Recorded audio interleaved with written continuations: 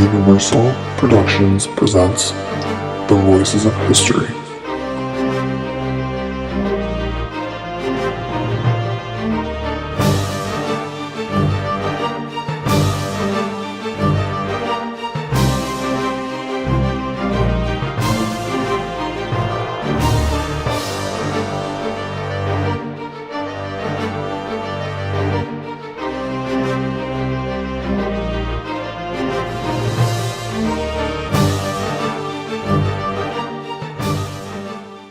Hello and welcome to another exhilarating episode of Voices of History.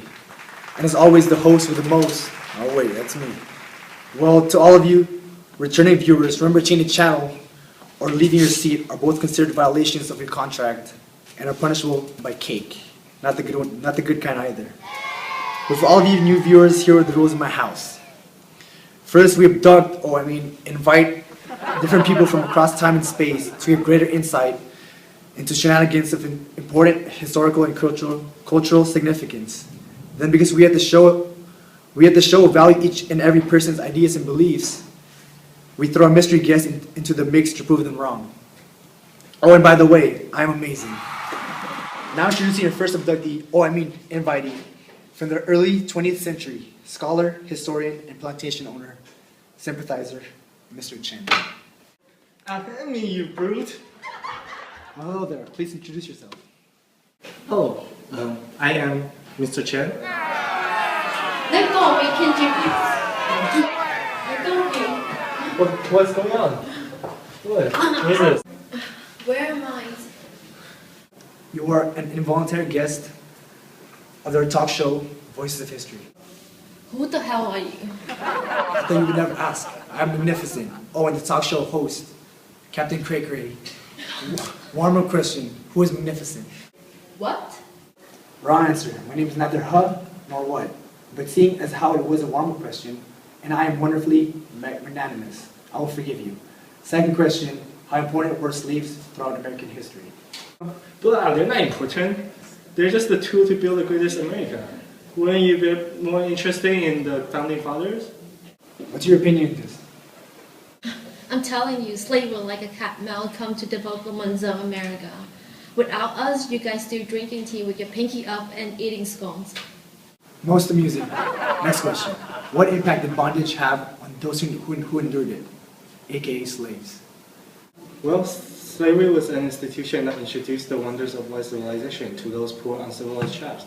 Without the benevolent master of spread arts, culture, religion, and all other hallmarks of civilization to those under the master ownership, there would still be brutes and savages. And not to mention that they did, in fact, not endure any hardship.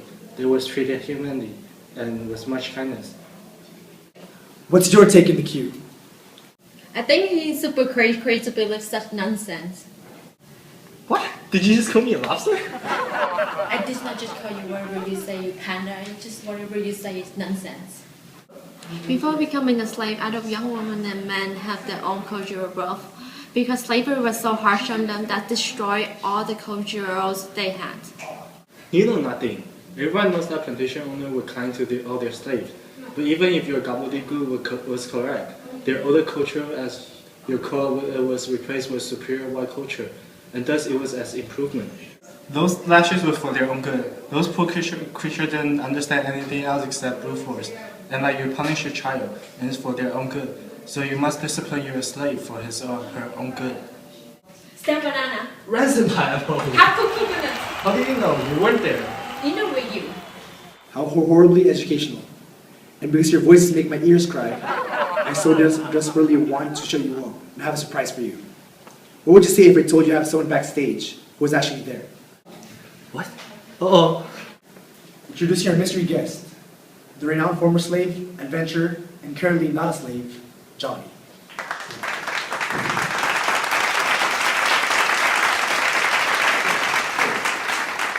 So tell me more about yourself. Who are you? I am Johnny. I used to be a slave, but through sheer awesome and little help from this old lady and her railroad, I am now free. Fascinating. So what would you like to say to these historians? Well, firstly, Mr. Chen is completely bonkers.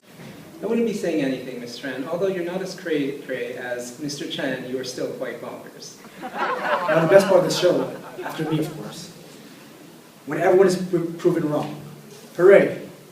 So tell us how important were slaves in American history? You know that one big house? It's white and everything. Guess who built it? The suspense is killing me metaphorically. Who built it? Well, you know, these weren't slaves. Slaves built the Vice House. Say what? Yep, little known fact. When there is a source of free labor, people tend to use that source of labor to make and do anything. No way, really? Yep, people are jerks. Yep, people are jerks, that is what they do. But aside from such an iconic symbol of America, the importance of slaves in American history cannot simply be dismissed as a footnote. From fighting in the Revolutionary War to basically supporting most, if not all, of America's export economy of cotton and other cash crops, without slaves, America would currently not be the powerhouse that it is. Neat. Now moving on. Describe how you were treated as a slave and how did that affect you? Oh, and for my own amusement, describe how wrong were those two. Time to be proving wrong. Indeed, it is time for you to be proven wrong. Quiet, you two, or I shall smite you with my glorious good looks. Thanks, I guess. Sadly, they were both very wrong. The whole kindness and benevolent thing was a total lie and self-deception by the slave owners and those who affiliated and or sympathized with them. There is no way to justify the enslavement of any one person or people and subsequent punishments as kindness. You cannot say that you are kind to reward slaves for being hard workers when the reason they are working is because they are forced to. But that was for your own good. You were well fed and the owner gave you so many things. If by well fed you mean we were not even given a chance to eat and had to find time while working to eat, and if I remember correctly, and of course I do, we had to cook our own meals the night before, or if we were lucky, we had another slave do it for us and bring it to us while we were working. But, of course, we weren't able to actually have a break. We had to work and eat at the same time in the field.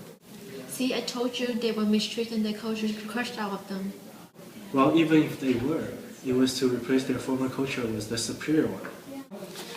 That's it. Mute. Well, that is wrong too. Slavery did not do any cultural favors for either master or slave. Yes, slavery was terrible and oppressive, but slaves were neither as weak as you think them to be, nor as uncultured. We had no need for another culture when we had our own. Heck, I even remember the fiddle. I was so fond of how we would dance to that fat, fat beat. Word. We were not broken as a people. Our communities gave us strength, and our faith helped us through the hardships. We never completely gave in to the masters. We were always resisting in any way we could to their rule. And many a time, we resisted so much that they ended up compromising with us. We were not a people to be shaped and molded.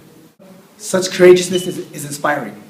Well, viewers, after consulting with the time judges, me, myself, and I have come to the conclusion that you are not the father.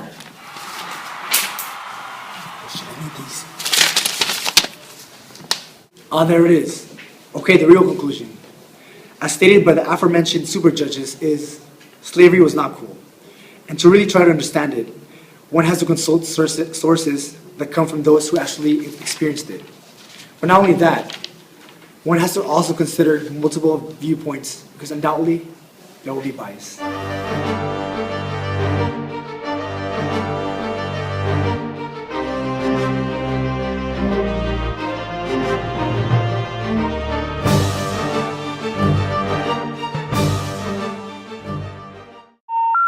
The number you have dialed has been changed. The new number is... Please note, the new number is... Hi. Are you in need of a slave? Do you have housework that just needs to be done? Well, I've got the solution. Call 1-800-MY-SLAVE. Be under any working conditions and enjoy being whipped. Don't forget to call 1-800-MY-SLAVE.